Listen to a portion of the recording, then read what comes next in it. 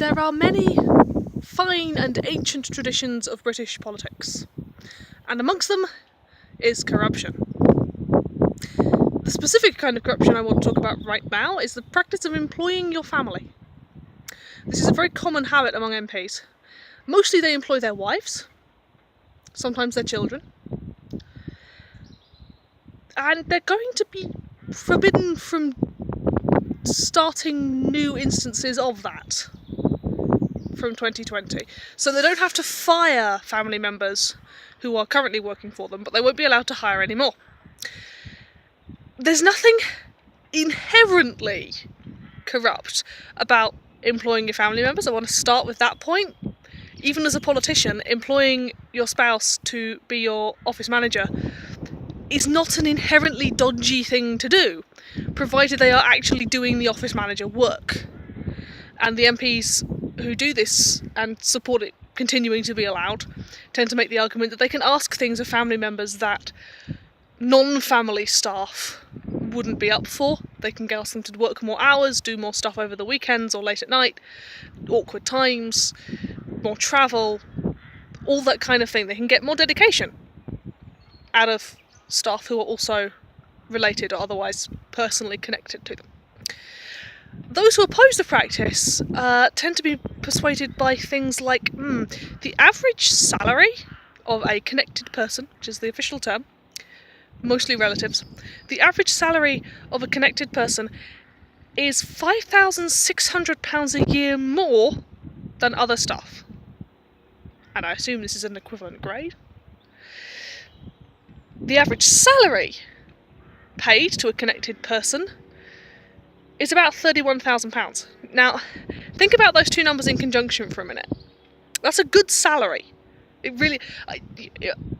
for any Americans watching, British salaries don't work on the same scale as American ones. You can't just translate the numbers across. 31,000 is a good salary. It is nearly twice what I earn. It is twice what I started my career on.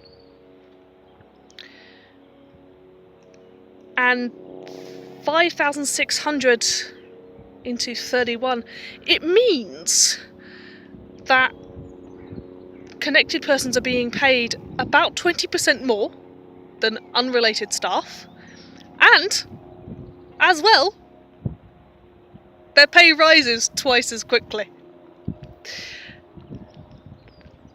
This is not necessarily a waste of taxpayer money, because they are actually being employed, assuming they are actually doing the work.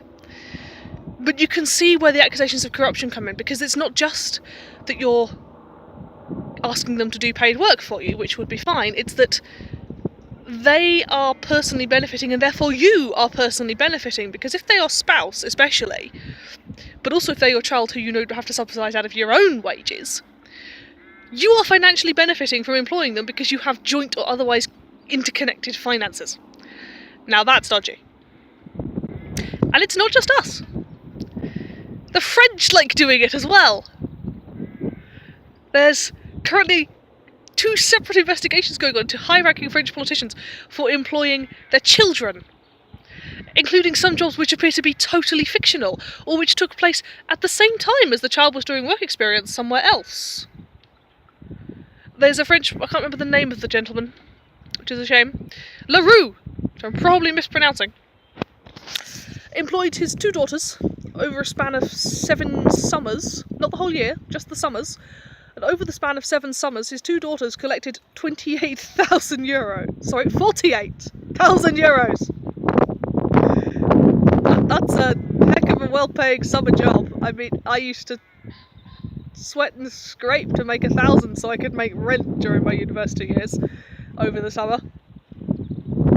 48,000 over 7 years.